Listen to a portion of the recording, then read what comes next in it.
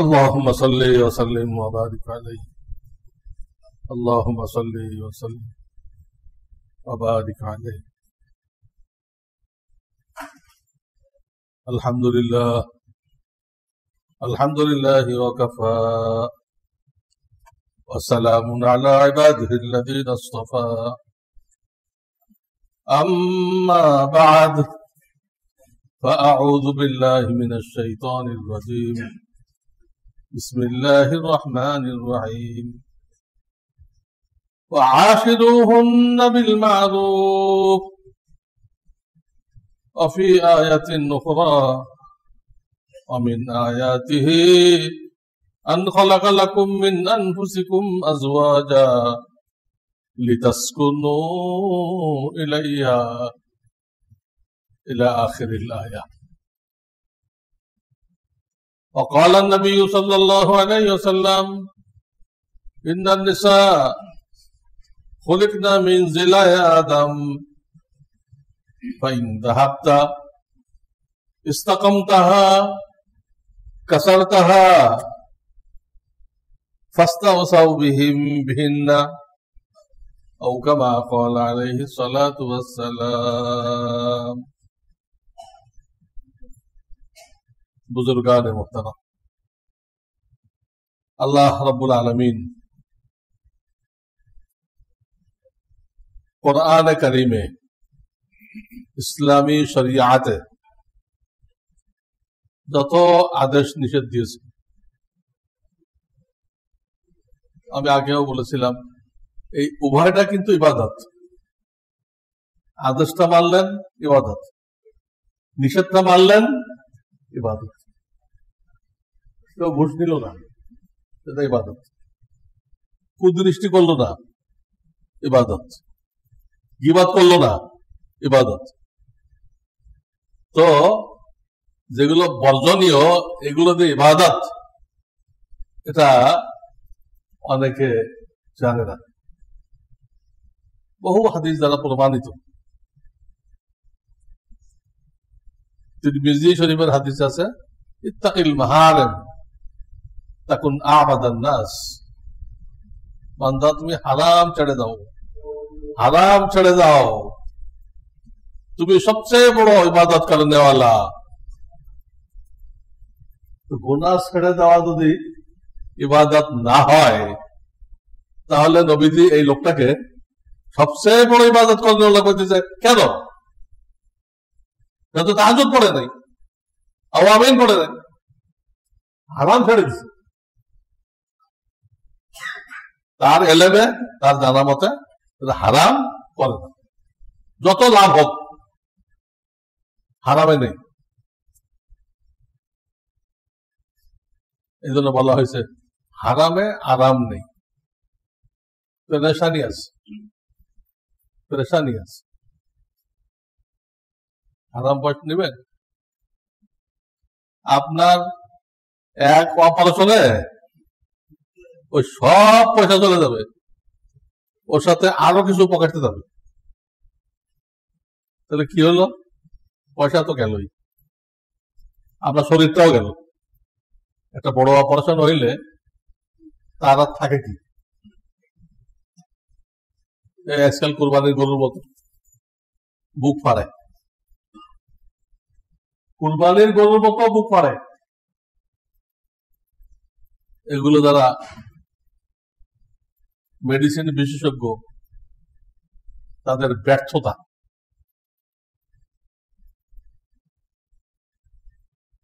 Lunch থেকে হার্টে সেরাগুলো গেছে, একে বলে করোনারি। এটা চল পড়ে, নদীতে চল পড়ে না, চল পড়ে। কোলেস্টেরল বেশি হলে পড়ে। আবার ক্যালসিয়াম যদি পরিমাণ থেকে কেউ বেশি খায়, ক্যালসিয়ামে চল পড়ে। অনেক জায়গায় লিখে রাখছে ক্যালসিয়াম খান সুস্থ থাকুন। বেকুব, ডাক্তারের পরামর্শ নিয়ে খাইতে হবে। শরীর টেস্ট করে খেতে হবে কতটুকু লাগবে, কতটুকু শর্ট, এতটুকু খাইতে হবে। ওতে বেশি খাবেন ওখানে বলক হয়ে যাবে। ডাক্তার মেডিসিন বিশেষজ্ঞদের ব্যর্থতা এই জায়গায়, ঠিক আছে ওখানে জল পড়ছে, নাড়িটা একটু চিপা হয়ে গেছে, রক্ত যাইতে সমস্যা হচ্ছে, তোমরা এমন একটা ওষুধ ব্যবহার করো যে এটাকে গলায় দিবে, এটাকে আস্তে আস্তে আস্তে আস্তে আস্তে মিশাই দিবে, তাহলে আর কি করে লাগবে না? বুক ফাড়া, খালি কি বুক ফাড়ায়, হাত ফাড়ে রগ নেওয়ার জন্য, পাও ফাড়ে, খালি বুক না, বুকের সাথে আরো অনেক কিছু হয়।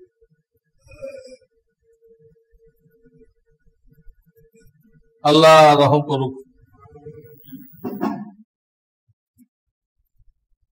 মেডিসিন বিশেষজ্ঞদের তৌফিক দান করুক, তারা বুক না ফেড়ে ওষুধ দিয়ে ক্লিয়ার করুক। সম্ভব, সম্ভব। আপনি হারবাল দিয়ে চিকিৎসা করেন, অন্য কিছু করেন, তারা আপনার ওই বলকটাকে সারবে তাদের চিকিৎসা দিয়ে, তারা কিন্তু আপনার বুক করবে না, তারা আপনার বুক করবে না।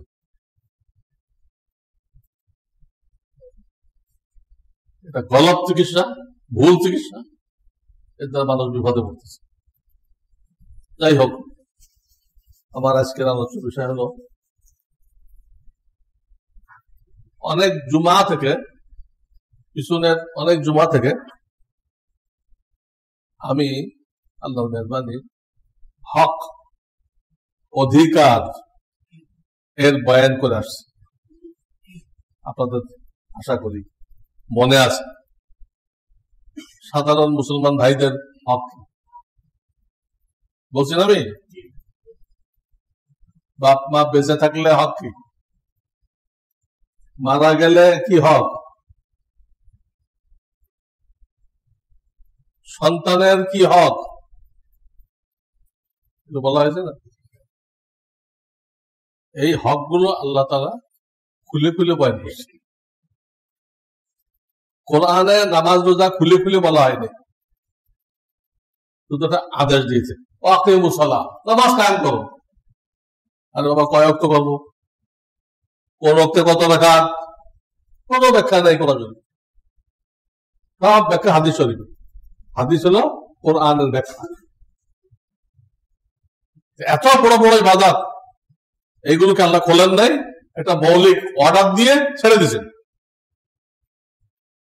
কিন্তু হক যে বয়ান করছে, অধিকার, সেখানে কিন্তু খুলে খুলে বয়ান করছে। নামাজ রোজা আল্লাহর হক, এটা অর্ডার দিয়ে ছেড়ে দিছে, বাকিটা আমার নবী করবে। আর হক মানে বান্দার পাওনা, বান্দার পাওনা। এক ভাই আপনার কাছে কি পায়, আপনি বাপ, ছেলে কি পায় আপনার কাছে, আপনি ছেলের কাছে কি পান, এই হক। এটা না দিলে যার হক নষ্ট করা হয় সে কষ্ট পায়, বিপদে পড়ে। এটা আল্লাহ তাআলা চান নাই, তার কোন বান্দা কষ্টে থাকুক, বিপদগ্রস্ত হোক, এটা মহান রব্বুল আলামিন চান নাই। এজন্য আমি মাসলা শোনাচ্ছি আপনাদের। আপনি নামাজ পড়তেছেন, সামনের বাক্সের মধ্যে জুতা রাখছেন, বা যেখানে হাঁটু পড়বে ওই জায়গায় মোবাইল রাখছেন, অনেকে রাখে, নিচে রাখে, না রাখা উচিত। এখন আপনি দেখতে পাইতেছেন একজনে ওটা লয়ে দিতেছে, কেউ নেয় চুরি করে, কেউ নেয় ভুল বুঝে, তারটাও ওই রকম। তো মনে করছে আমারটা আমি নিয়ে দিচ্ছি। এটাতে তার না, তারটা আর একখানে, এটা বয়স হয়ে গেলে মনে থাকে না, বয়স হয়ে গেলে ব্রেন কাজ করে না। এই জন্য সরকার একটা নির্দিষ্ট বয়সের পরে বাদ দিয়ে দেয়, রিটায়ার্ড। তুমি ডবল ক্লান্ত হয়ে গেছো, খালি টায়ার্ড না, রিটায়ার্ড। কিচ্ছু নেই তোমার মাথায়, আর সব সরকারকে দিয়ে ফেলছে, এখন বাড়িতে বিশ্রাম করো। বুঝছেন? এটা কিন্তু আমাদের মাদ্রাসা লাইনে নেই। রিটায়ার্ড, রিটায়ার্ড, রিটায়ার্ড মাদ্রাসায় নেই। যতক্ষণ তার ব্রেন কাজ করবে, সেটা 30 বছর না, আমি পড়াইতেছি 50 বছর। সরকারি চাকরি করলে এতদিন আমাকে 2 বার রিটায়ার করতো। আল্লাহর মেহরবানি আমি এখনো পড়াইতেছি, আপনাদেরকে দিনের কথা শোনাইতেছি। হ্যাঁ, সেই কথাগুলো আবার আমার যে ওয়েবসাইট ইসলামী জিন্দেগি, এর মাধ্যমে লক্ষ লক্ষ লোক শুনতেছে। যারা চালায় ওরা বলতে পারবে এ পর্যন্ত কয় লক্ষে গেছে। 12 লাখ। এই যে পুরো পৃথিবীর 12 লক্ষ লোক এই কথাগুলো শুনতেছে। তো 12 লাখ লোক একদিন, আল্লাহ। বিভিন্ন দেশে বাংলা ভাষাভাষী আছে না, তারা কিভাবে এটা সংগ্রহ করছে? কত সুরলা বক্তা শোনে না।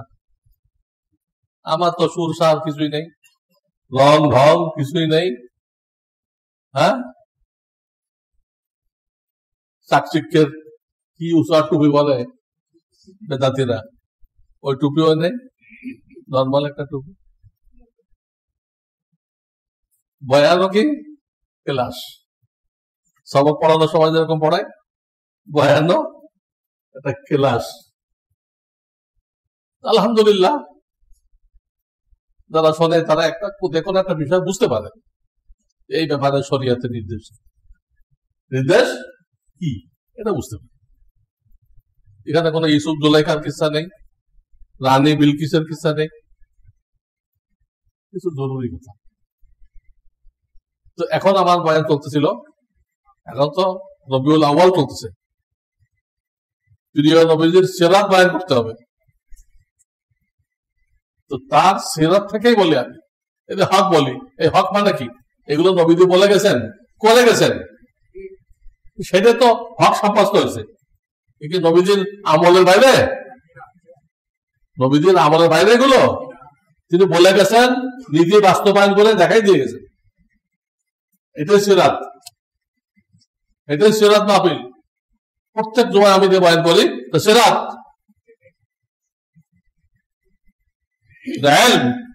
যা শিক্ষা করা ফরজ। হক নষ্ট করলে কষ্ট হয়, মানুষের কষ্ট হয়।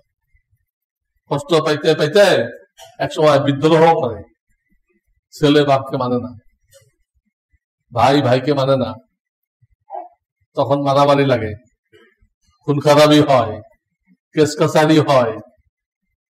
সেই কেস কাছারি করতে রে দুজন ফকির হয়ে যায়, যায় কিনা? অথচ যদি প্রত্যেকের হক আদায় করে, তাহলে এগুলো কোনো অবকাশ আছে? হ্যাঁ, সবাই চাইতেছে আমার ভাই একটু লাভবান হোক, আমি একটু কম নেই। প্রত্যেকটা মুসলমানের টেন্ডেন্সি যে আমার ভাই একটু লাভবান। আমার দোকানে এসে কোন ভাই ঠকবে, কোন হিন্দু ঠকবে, এটা হইতে পারবে না। আমার দোকানে এসে কেউ ঠকতে পারবে না। দোকান যেটা উদাহরণ দিলাম, সবাই তো দোকানে বসে না, এক একজন এক পেশা করে। যে যে পেশায় আছে সে তার টান দিয়ে চিন্তা করবে, আমার কাছে যে কাজ নিয়ে আসবে সে ঠকবে না। এই যদি প্রত্যেকের মনোভাব হয়, প্রত্যেকের টেন্ডেন্সি হয়, তাহলে কি বিদ্রোহ, মারামারি, হ্যাঁ, কেস কাছারি হবে? কিচ্ছু হবে না। জান্নাতি পরিবেশ কায়েম হবে, প্রত্যেকের দ্বারা প্রত্যেকের উপকার হবে, কারোর দ্বারা কারোর কষ্ট হবে। আল্লাহু আকবার, আল্লাহু আকবার। তো আমি আজকে আমাদের বিবিগণ তাদের হক বয়ান করব। তারা দেশ খেস বুঝেন, ফার্সি শব্দ, আপন জন, আপন বাপমা, ভাই বেড়াদার, আত্মীয় স্বজন সব ছেড়ে আমাদের কাছে চলে আসছে, আমাদের সেবা যত্নের জন্য তার জিন্দেগি উৎসর্গ করছে। আল্লাহ এমন একটা সিস্টেম করছেন, বাইরের কাজ পুরুষদেরকে দিচ্ছে, আর তাকে রেডি করে দেওয়া, হ্যাঁ, গুছাইয়া দেওয়া, এটা তার বিবিকে দায়িত্ব দিচ্ছে। কাজের চাপে ও খাইছে কিনা এটাও বলতে পারবে না, আমি না খাওয়া কাজ এত, গোসল করছে কিনা, এগুলো সব বিবিরা লক্ষ্য করে, করাই দেয়। জামাটা ময়লা হয়ে গেছে, পরিবর্তন করছে কিনা, সব তারা খেয়াল করে। এই জন্য বলা হয় রাজ্য চালায় রাজা, রাজাকে চালায় রানী। বিবিদের বিশাল ভূমিকা। তারা আমাদেরকে রেডি করে না দিলে, প্রস্তুত করে না দিলে আমরা বাইরে এসে কাজ করতে পারতাম না পুরুষরা, ঠিক কিনা? প্রত্যেকটা মানুষের মধ্যে আল্লাহ একটা হাজারো সিফাত আছে, একটা সিফাত আছে মোহাব্বত প্রকাশ করা, আদর সোহাগ করা, বিনোদন, বৈধ বিনোদন মানুষের চাহিদার মধ্যে আছে। এর জন্য আল্লাহ তাআলা বিবিদেরকে রাখছে। আপনি মহাব্বতটাকে প্রকাশ করবেন কি একটা রাস্তার মেয়ের সাথে, তো সবাই মিলে আপনাদের জুতা দিয়ে পিটাবি, বিবির সাথে করেন, আপনিও খুশি, বিবিও খুশি, আমার স্বামী আমাকে অনেক মহব্বত করে, বিনোদন হয়ে গেল, কেউ জুতাও খেলো না, আর সবাই খুশি। আল্লাহর বিধানটা কত সুন্দর, কত সুন্দর। তাই কোরআনে আল্লাহ বলছেন ওয়াশিরুহুন্না বিল মারুফ, বিবিদের সাথে সুন্দর আচরণ করো, আমি আল্লাহ সুপারিশ করতেছি, আমি আল্লাহ তোমার সৃষ্টিকর্তা, রিজিক দাতা, পালন কর্তা, স্বাস্থ্য রক্ষা কর্তা, সবকিছু কর্তা আমি বলতেছি। আমার বান্দি আমার বন্টনের দ্বারা তোমার কাছে গেছে, অটোমেটিক না, এটা ঘটনা চক্করে না, আমার একটা কুদরতি বন্টন আছে, এই বন্টনের দ্বারা তোমার কাছে গেছে, আমি পাঠাইছি, আমি তোমাকে বলতেছি আমার বান্দি আমি তোমার কাছে পাঠাইছি, তুমি এর সাথে সদ্ব্যবহার করো। আকুলু কওলান সাদীদা, তার সাথে ভালো কথা বলো যাতে সে শান্তি পায়। খোসা মারা কথা বলো না, চাড়া কথা বলো না, যাতে দিলে ব্যথা পায়। তার বাপ মার কোনো দোষ নিয়ে আলোচনা করো না, কোন মানুষ দোষ গুলোর উঠবে না। আকুলু কওলান সাদীদা। আর এক আয়াতে আল্লাহ বলছেন আল্লাহ তোমাদের থেকেই তোমাদের বিবিদেরকে তৈরি করছেন, খালাকালাকুম মিন আনফুসিকুম আজওয়াজা লিতাসকুনু ইলাইহা, তাদের কাছে গেলে তোমরা শান্তি পাইবা। সমস্ত কষ্ট ক্লেশ, বাইরে কত কষ্ট ক্লেশ সব দূরে, এসির কাছে গেলে যত গরম থাকুক ঠান্ডা হয়ে যায়।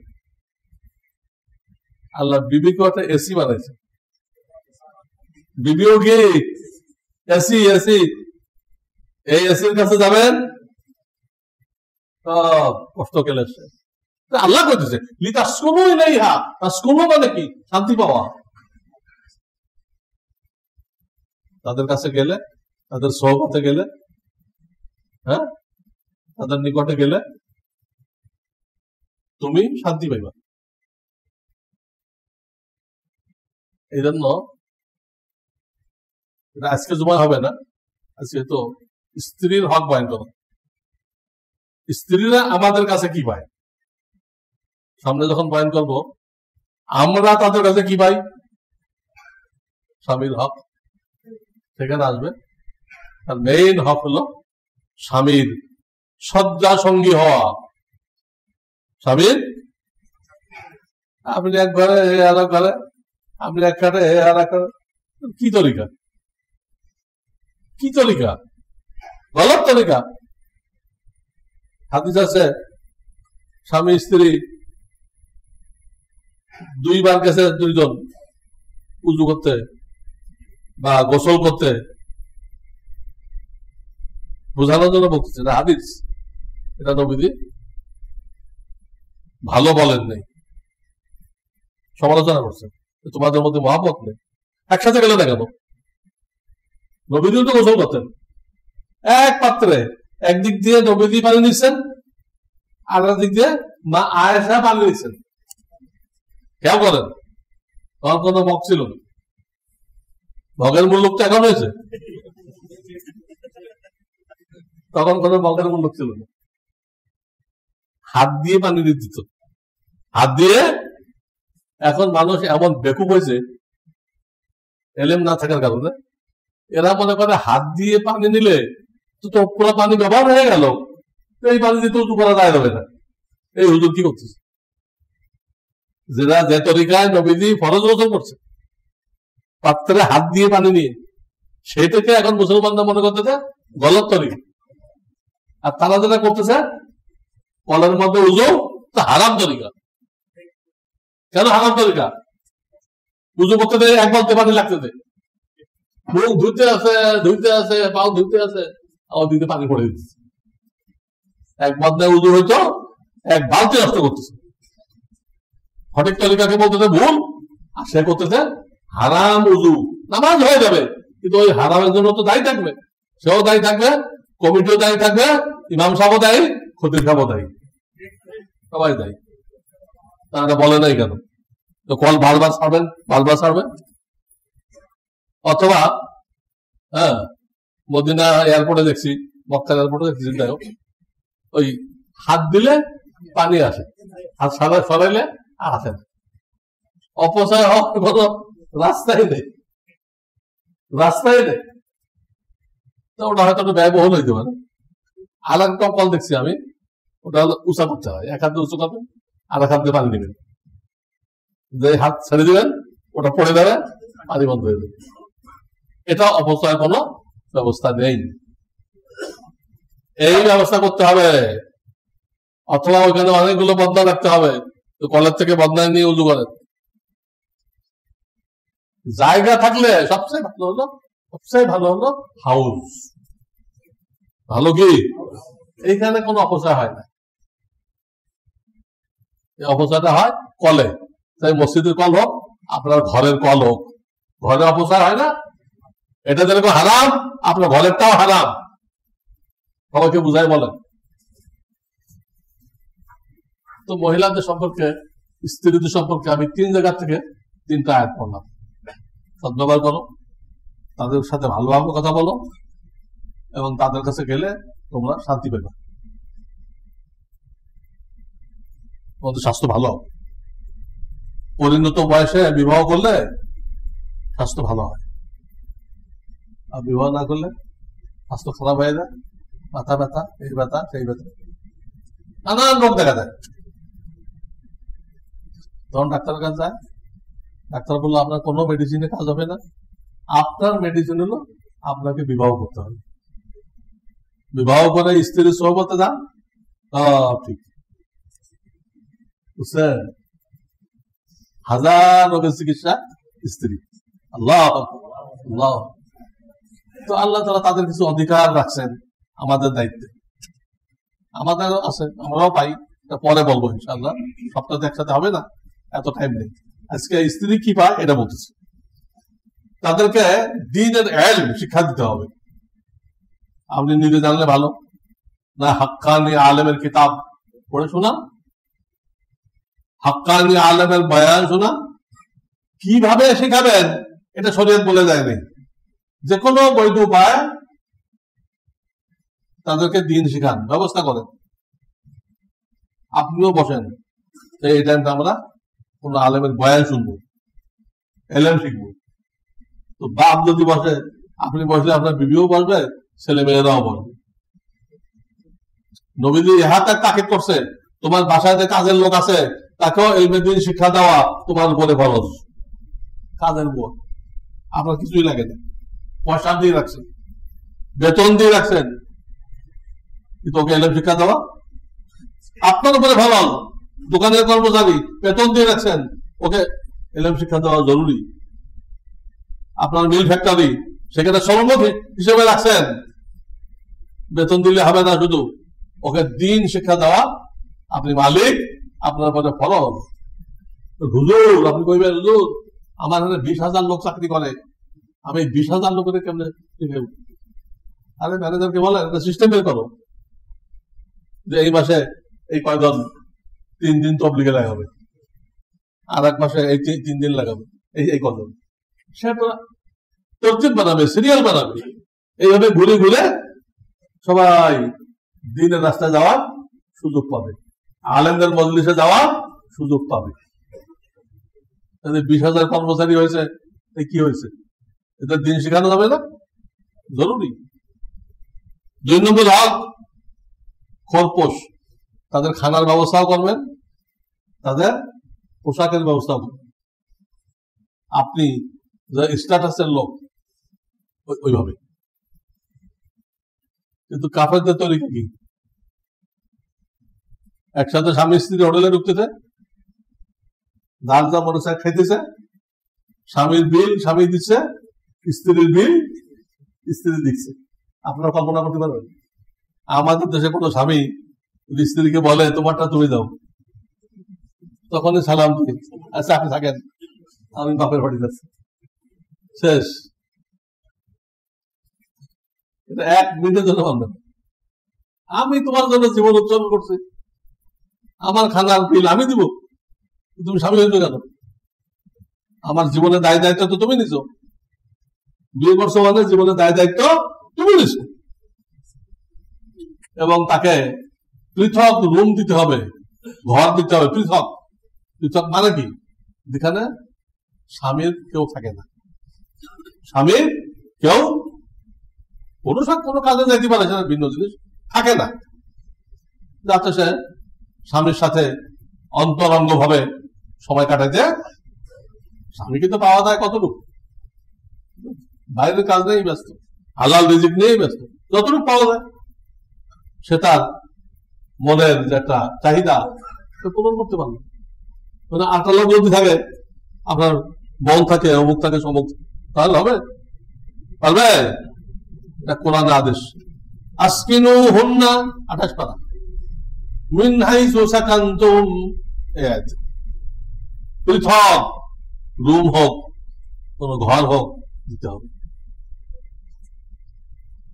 তাদের সাথে সুন্দর আচরণ করতে হবে, খুঁটিনাটি ভুল ত্রুটি হবে হবে, এগুলো সবটা নিয়ে মাথা গরম করা যাবে না। চুপ থাকেন, ভুল পেলেই চিল্লাচিল্লি করেন, এতে সম্পর্ক নষ্ট হবে, শান্তি শৃঙ্খলা থাকবে না, সবল হবে। তার পিতা মাতা, ভাই বেলাদার, মাহারাম যারা আছে, তাদের সাথে মাঝে মাঝে দেখা করতে পারে, আপনাকে এই সুযোগটা দিতে হবে। বাপ্পার সাথে দেখা করবে, বাপ্পা মরে গেছে, তাদের কবরটা দেখতে মনে চায়, আপনাকে সুযোগ দিতে হবে। স্ত্রীর পাওনায় তারপর যে কুধারণা না করা, কুধারণা করা যাবে না। অনেক স্বামী আছে স্ত্রীর পিছনে জীবন নিয়ে ঘাটাঘাটি করে, আপনারটা নিয়ে তো ঘাটাঘাটি করা হয়, কিছু বেরোবে না। কেন আপনি এটা করছেন? হ্যাঁ, আর বর্তমান যে জামানা, সব রুগী, রুহানি রুগী। ঘাটাঘাটি করবেন না, ঘাটাঘাটি করবেন না। এখন থেকে তালিম দেন, পর্দা করার দায়িত্ব শেষ। আবার তাই বলে উদাসীনও থাকবেন না। ওই গেল, কার সাথে কথা বললো, কোনো খবরই নেই। এইগুলো করতে দেয় তো সম্পর্ক হয়ে যায়, হয়ে এক বাচ্চা ছেলে পেলে দেখে ওই বেটার সাথে গেছে। কাজে এই মহিলাদের কাজ বোঝার কোনো কায়দা নেই। আপনি মনে করতেছেন তো আমার একান্ত স্ত্রী, পরে দেখা গেল আর একজন, সেও বলতে আমার একান্ত, দেখা গেল না আর একজন। এদের উদাসীন থাকা যাবে না, খেয়ালও রাখতে হবে। সাংসারিক খরচ, খাওয়া দাওয়া খরচ আছে না, এই ব্যাপারে মধ্যম পন্থা অবলম্বন করতে হবে। আল্লাহ আপনাকে যে পরিমাণ আয় উন্নতি দান করছেন, সেটা সামনে রেখে মধ্যম পন্থা। কৃপণতা করে তাদেরকে কষ্ট দিবেন না। সারা মাস খালি আলু ভর্তা খাও, ডাইল খাও, কলমি শাক খাও, কিছু মাছ গোস্ত খাওয়ান, মাছ গোস্ত খাওয়ান, মধ্যম পন্থা। এই একটা জিনিস আমি বলতে চাই, আমার দেশে জানেই না, স্ত্রীকে হাত খরচ দিতে হবে। তারা চাকরি করবে না, তারা চাকরি করলে আপনাকে মানবে না, আপনার থেকে ভালো স্বামী বুঝবে, আগুন লেগে দেবে, তারা চাকরি করবে না। আপনি তো অভিজ্ঞতা যাই হাত খরচ দেবেন। আলহামদুলিল্লাহ, আমার বিবাহিত জীবন 47-48 বছর হবে। শুরুতে আমার বেতন ছিল খুব কম, এখন আল্লাহ একটু বাড়াই দিচ্ছে। আমি পয়লা দিন থেকে এই পর্যন্ত সবসময় হাত খরচ দিয়ে আসছি, সবসময় বাদ রাখিনি। ওটা কোনো কৈফিয়ত নেই না, কোথায় খরচ করছে, খালি বলে দিছি বৈধ জায়গায় খরচ করবা, আর কিছু জিনিস করি না। এটা সে তার বাপের জন্য কিছু দিতে পারে, তার মায়ের জন্য দিতে পারে, তার ভাই বেরাদারের জন্য দিতে পারে, আপনার জন্য দিতে পারে। তার মনে চায় আপনাকে একটা সুন্দর নকশাওয়ালা, এই জন্য নকশাওয়ালা জামা আছে, এই একটা জামা কিনে দিবে। তার তো টাকা নেই, তার তো টাকা নেই। আপনি হাত খরচ দিবেন, ওই কিছু বাসায় বাসায় আপনাকে একটা জামা কিনে দিবে, তার মনে চায়। বুঝতে পারতেছেন? এই হাত খরচ দিতেই হবে, হক। শরীয়তের পক্ষ থেকে স্বামীকে দায়িত্ব দেওয়া হয়েছে, তার যে মানবিক চাহিদা, প্রত্যেক মানুষজন বালেগ হয়, তো এটা একটা মানবিক চাহিদা থাকে, যৌন চাহিদা থাকে, তার এই চাহিদাকে পূরণ করতে হবে। আপনি যে তার কাছে যাবেন, এই নিয়ে কখনো করবেন না আমার খায়েশ মিটাইতে যাচ্ছে, আমার চাহিদা পূরণ করতে যাচ্ছে, এই নিয়ত করবেন না। জায়েজ থাকবে এটা, কিন্তু সব নেই, ও নামকে অস্তি। এই নিয়ত করতে পারেন আমার বিবি, তার হক এটা, সে নিজেকে গুনাহ থেকে বাঁচানোর জন্য আমার কাছে আসছে, নিজেকে গুনাহ থেকে, তাই তার হক আদায় করার জন্য আমি তার কাছে যাচ্ছি, তার সাথে আমার এই মিলনটা হচ্ছে। এতে কি আপনার জরুরত পুরা হবে না? হ্যাঁ, গাভী গাভী গাভী গাভী কিনলে দুধ খাওয়ার নিয়ত করা লাগে। গাভী কেনার সময় দুধ খাওয়ার নিয়ত করলে দুধ দিবে, দুধ খাওয়ার নিয়ত না করলে আর দিবে না। তার হক আদায় করার নিয়ত করতেছেন, এই নিয়তে গেলে আপনার জগৎ পুরো হবে, মাঝখানে বিশাল নেকি বেড়ে গেলে।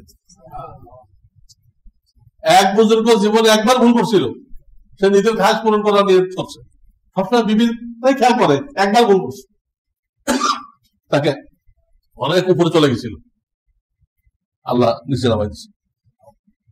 এটা কিন্তু গুনাহ না, কিন্তু ভুল। এই ভুলের কারণে অনেক উচ্চ মাকাম থেকে নামাই দেওয়া হয়েছে। এটা তরিকা আছে, নবীজি বয়ান করছেন হাদিসে, তরিকা আছে। এই তরিকা শিখে দিবেন, এটা জরুরি। ওই তরিকা না জানলে তাদের চাহিদা পূরণ করা যায় না এবং সংসার ভেঙে যায়। এবং তার সাথে যে আপনার মিলামিশা হবে, অন্তরঙ্গ অনেক কিছু হবে, এগুলো কারো কাছে বলা জায়েজ নেই। লানতের কাজ। কি কাজ? আজকাল যে বিভিন্ন অনুষ্ঠান হয়, এখানে গুনাহ হয় এবং মেয়েদের দিমাগ নষ্ট হয়ে যায়। অনেক কিছু দেখে আসে, স্বামীকে চাপ দেয়, এটা আমাদের ঘরে নেই, নিয়ে আসে। এই জন্য অনুষ্ঠানে নেবেন না। যাদের ঘরে সামান কম এমন জায়গায় নেবেন, যাদের ঘরে সামান কম না দেখে আসে, ওটা তার না থাকলে স্বামীকে চাপ দেয়। স্বামীর কত বেতন তা থাকবে না, ঘুষ খায়, ভ্রষ্ট হয়ে যায়। হ্যাঁ, তাদের তো আল্লাহ আকল কম দিচ্ছেন, আমাদের ফল করে, যাতে আমাদের আকল কম হওয়ার কারণে সে অনেক ভুল করে ফেলবে। সেখানে আপনি কঠোরতা করবেন না, ফায়দা হবে না, তালাক করে দেবে। কঠোরতা না করে বুঝিয়ে বলবেন, মহব্বতের সাথে বুঝাই বলবেন। ওই মুহূর্তে নাও, পরে কোন একটা ভালো মুহূর্তে। তাদের কিছু মুহূর্ত আছে, মিন্সের জামানা, বাচ্চা হওয়ার পরে নিফাসের জামানা, কিছু মুহূর্ত আছে তাদের, যে মুহূর্তগুলো তাদের মেজাজ ঠিক থাকে না, তাদের মেজাজ নিয়ন্ত্রণে থাকে না। তখন তার সাথে তর্ক করবেন না। তার মেজাজটা নিয়ন্ত্রণে নেই শারীরিক কারণে তার মেজাজ, তার আকল তার নিজের নিয়ন্ত্রণে নেই। এই কথাটা স্বামী হিসেবে আপনাকে বুঝতে হবে, এর মেজাজ নিয়ন্ত্রণে নেই। আপনি একটু কথা বললেন, সত্য কথা বললেন, বলে ফেলবে এক্ষুনি এবার তালাক দিয়ে দাও, এক্ষুনি এবার তালাক দিয়ে দাও, আমি আর তোমার সংসার করবো না, এগুলো বলে ফেলবে। তো বললেই তো তালাক হয়ে যাবে না, তার তালাকের কোনো দাম নেই। আপনি শোনেন, পরে আবার সব ঠিক হয়ে যাবে। আর যে বোকা স্বামী হয়, কি এত মেজাজ দেখাইতেছে, আমার শরীরে রক্ত নেই, আমার হাত নেই, দাঁত ভেঙে দেবে একদম। এটা ইসলাম বলে নেই। সে এখন মাজুর, অপারগ। আপনি একটু চুপ থাকেন, বলতেছে বলতে দেন। আপনি তাকে মাজুর মনে করেন, মাজুর বাংলা কি? হ্যাঁ, অপারগ। শারীরিক কারণে অপারগ মনে করেন, ওরা কিছু বলেন না। ওটা আবার ওই ক্রিয়াটা চলে যাবে, আবার সে স্বাভাবিক হয়ে যাবে। এখন সে অস্বাভাবিক, আবার থাকে চুলার সোহবতে। চুলা কি ঠান্ডা, গরম? এত মাথা গরম থাকে, তো মাথা গরম হলে কত কথাই তো বলে। আপনি যদি পাল্টা তালাক চাইছে, যাও তালাক চাইছো, যাও 3 তালাক দিয়ে দিলাম, বেগুন তালাক দিয়ে দিলাম। আরে বেগুন তালাক ব্যাগুন মানে সবগুলো দিয়ে দিলাম, বেগুন তালাক। এই টাইমটা সবল করবেন, কোনো কথার উত্তর দিবেন না। যারা চালাক স্বামী, হুঁশিয়ার, জ্ঞানী, তারা এটা করে, বুঝে। অনেকে আবার বোঝে না, এই জন্য আমার বয়ানে মানতে হবে ইনশাআল্লাহ। অন্য স্বামীরাও বুঝবে, এই সময়টা আমাকে ছাড় দিতে হবে। আমি 12টা হক বয়ান করলাম, আল্লাহ তাআলা আমল করার তৌফিক দান করুন। ওয়া আখিরু দাওয়ানা আলহামদুলিল্লাহি রাব্বিল আলামিন।